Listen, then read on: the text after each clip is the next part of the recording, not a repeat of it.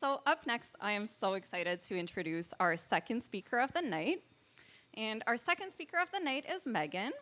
And Megan is an East Coaster through and through. And she's pretty sure that she's going to find her fellow East Coasters in the room tonight, but she wanted to give you a heads up just in case.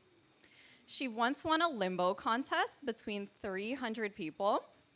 And she is trying to read 50 books this year, and she's only on 27. So she's planning to be boring until the end of the year.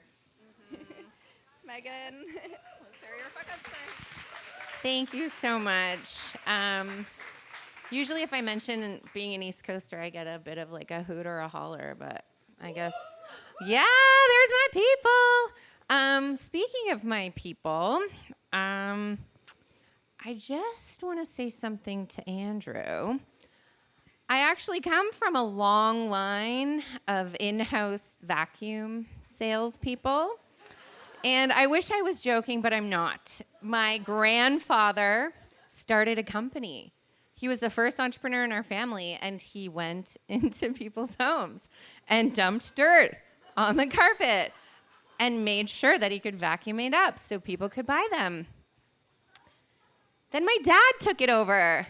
And, you know, while I'm kind of like maybe a failure in the family business, as you were talking about that and like all that hard work you had to do and convince people to buy something that was like way too expensive, I started to think, you know, it really makes sense that I've become a therapist. Thanks for that, Dad. So, I just have a question for everyone in the room. Do we have any runners in the room? Oh, I see some hands. I love it. You know, running's really good for you. It's like so good for your heart. It boosts your mood. It builds those like healthy endorphins that we all need. And you always know that there's runners in the room because they always talk about it. So thank you to you. You know, I'm almost 40. I have a 5-month-old and a 3.5-year-old. Yes, a 3.5-year-old, not a 3.5-month-old, a 5-month-old and a 3.5-year-old. And as I'm staring down 40, running has looked a little bit more attractive to me. But, you know, the kind of running that I'm good at isn't necessarily the kind of running that people talk about. And the kind of running I'm really good at is like running away from my emotions. I'm like, let me get away from that now. You know, kind of how I felt having to walk up here after Andrew's good talk. But yeah, so I am a queen at running away from my emotions. And unlike the regular running where you start to feel healthy and your mood gets better, my kind of running just really makes you tank. You're exhausted, you feel overwhelmed, you like stuff your feelings in and you're like, oh, my problems are over there, I don't really need to be over there. That's my kind of running. And my kind of running led me right into a room of world-renowned scientists, the best scientists ever. They're like curing cancer, decoding the human genome, and I'm over here like, I'm just running from my problems. So first I'm going to just start by talking about my running career. This is me at 16, just in my bedroom, and I really started running when I was 16. My mom died of cancer, really tough. Every single day I would wake up with this like big like heavy pit in my stomach. The grief was honestly really unbearable. If you've ever lost a parent, you know how I feel. And it's a really shitty club to be a part of.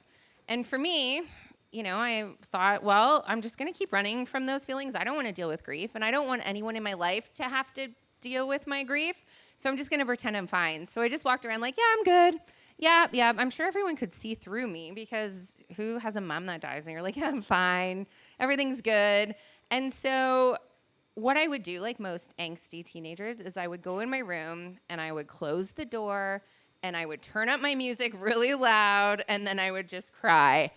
In case you're wondering, New Found Glory goes really well with crying. If you need a new album. And so I just kept running. I ran into university, and honestly, by the time I got to university, I was sprinting. I moved away from home, but that thing is true where it's like everywhere you go, there you are.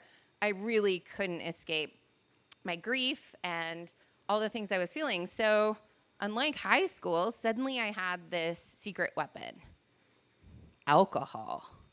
And alcohol was really great. There was a party to go to every night. There was like a going out top every night. That was like the highlight. And I just kept running. I kept telling myself, I'm just going to figure it out. I'm going to like graduate university, then I'll feel better. I'm like, my problems are just kind of over here, but I'm fine. I'm going to go over here. So I kept running. I kept drinking. I kept partying because honestly, it's way easier and cheaper to drink than it is to afford therapy. Just saying.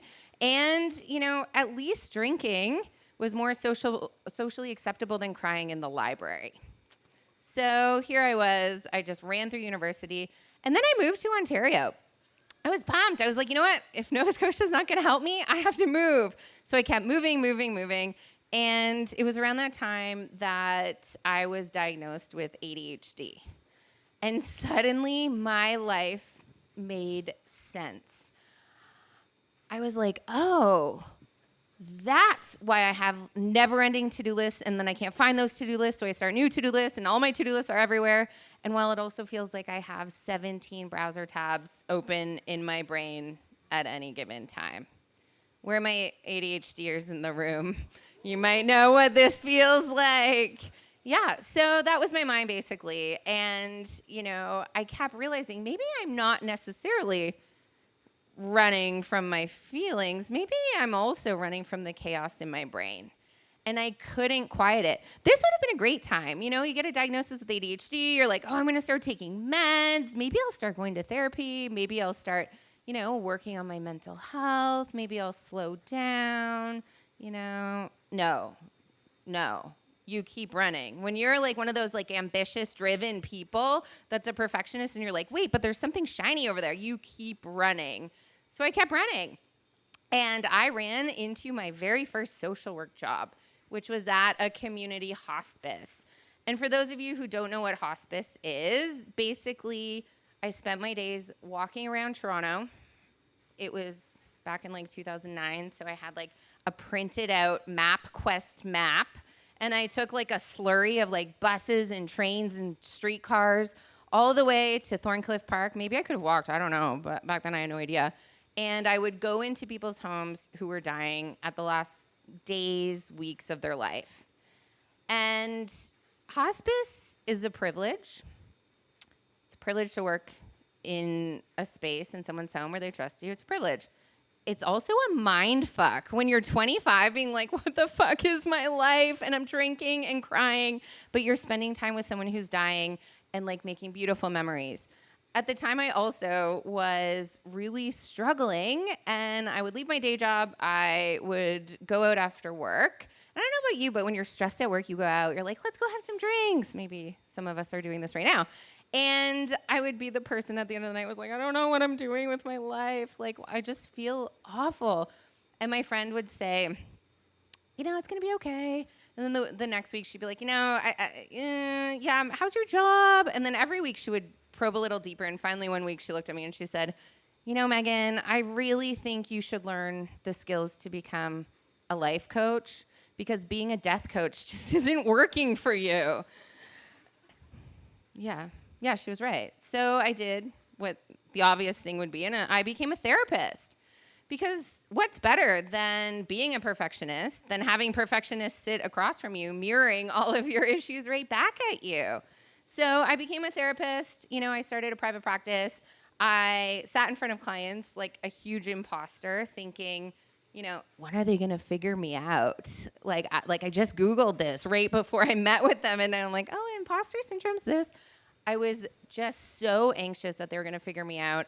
I was teaching people how to deal with their own feelings when honestly I had no idea even how to deal with mine. Like one does when you're running a business and it starts to go well, you're like, oh, well, if I can do this and, my side hustle's going well, I have a full-time job. If I can do this, I might as well just launch more. it's never just easy. You just got to keep going more and more and more. So I quit my 9 to 5. I started a group practice. I merged companies with my boyfriend, which is like really shitty for boundaries. Shout out to you. We built Shift Collab, which is a mental health company. There's my plug. And during this time, we were so pumped. We're like, oh, we must be doing something right. This is growing really big. We're offering all this therapy. And we're like, well, things feel really nice. So we might as well sabotage it. Let's build a workplace wellness arm. We thought we can get all the best businesses, all these startups. All their people are so messed up. Everyone's stressed and exhausted all the time. Let's build a workplace wellness arm. And so, all of a sudden I was like, well, wait a minute. We're going to build this workplace wellness arm and nothing is going to stop me except I developed anaphylaxis. So out of nowhere, my body just started imploding on me. Someone told me recently that anaphylaxis is just like a nice way of your immune system to say like, I'm so done with your bullshit. And I was like, okay. And so here we were growing this company, diving into this workplace wellness arm. And suddenly I was having random anaphylaxis attacks. And I just remember sitting in the hospital. I had to like get an EpiPen. The ambulance took me and I was sitting in the hospital thinking, I don't have time for this. Like, I don't have time for this. I have to keep going. And, how many of us have been there where you're just like, this isn't the plan. I have to keep going. And so I did. And I kept working. I was like canceling clients. I was not feeling great. But one day in 2018, the business is doing well, by the way. One day in 2018, an email arrived in my inbox. And it was from the Broad Institute.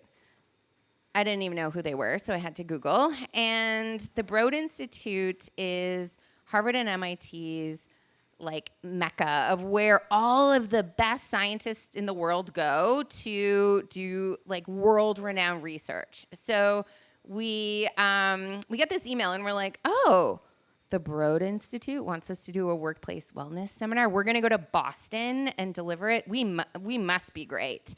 We're going to build out the best talk. We're going to have all these like amazing slides. It's going to be something between like therapy theory, practical exercises, mindfulness, maybe like a bit of a TED Talk mixed in, paired with like a Tony Robbins hype fest because it was 2018. And so here we were. We're like, we're going to build this awesome thing. Our lives are going to change. Let's go. So we drove to Boston. And the night before, we stayed up like all night. And we were Googling like, what is science?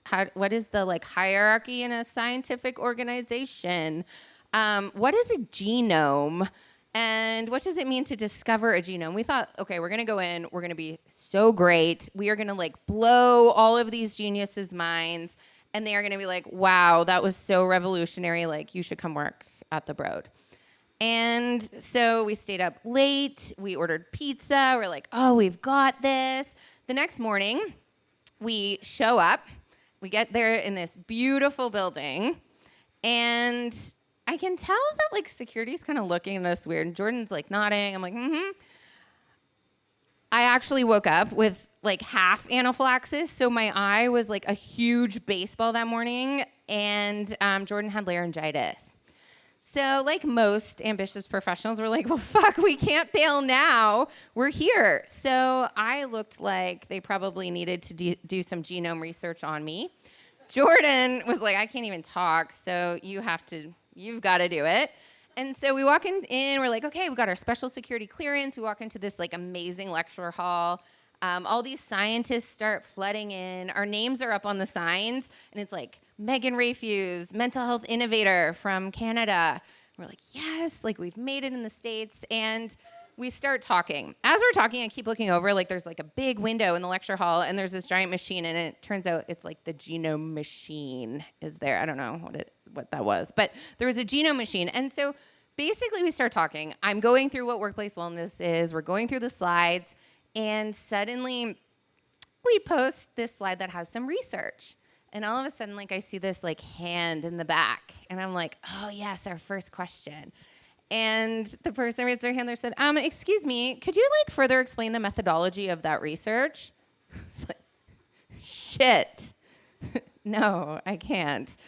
And this is where I started to kind of be like, oh, fuck. I heard Jordan like mumble something really vague and very quiet. And I was like, oh, no, oh, no. And so honestly, as the mental health talk went on, it just kept tanking. We tried this mindfulness exercise. Everyone was like looking at their laps. It felt like we were talking to robots and we were just like, maybe they're just smart.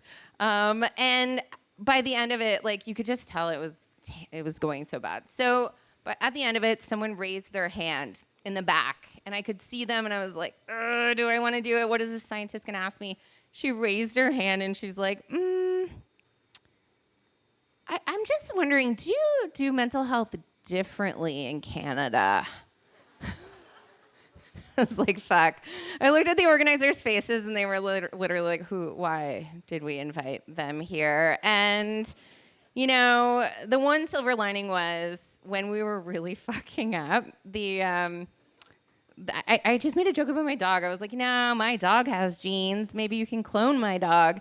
And at the end, the lead researcher on the dog genome project came up to me and she said, like, hey, can I have your dog's info?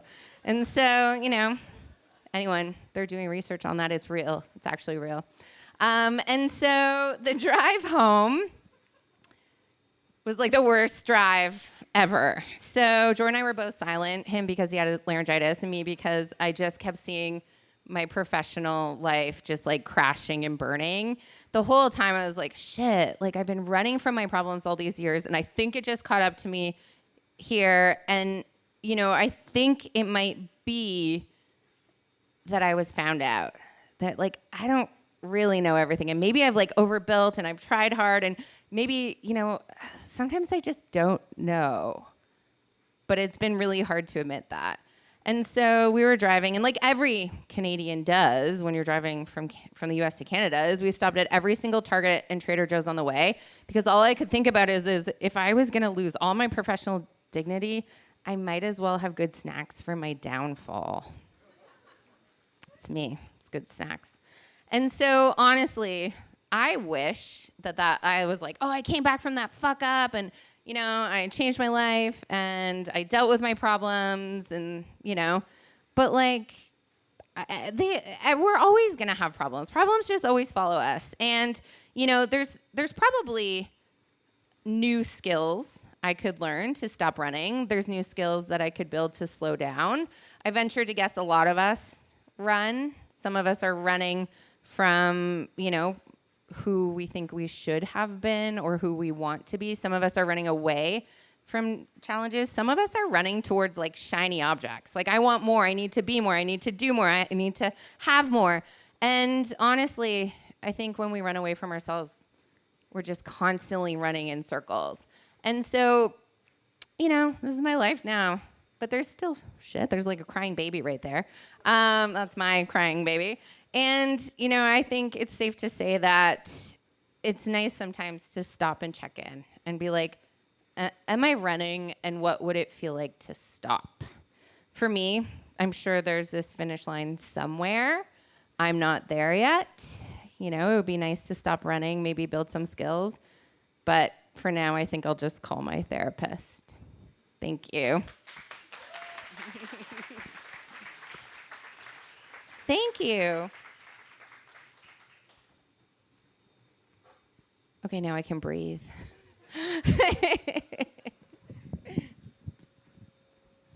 All right, does anyone have any questions?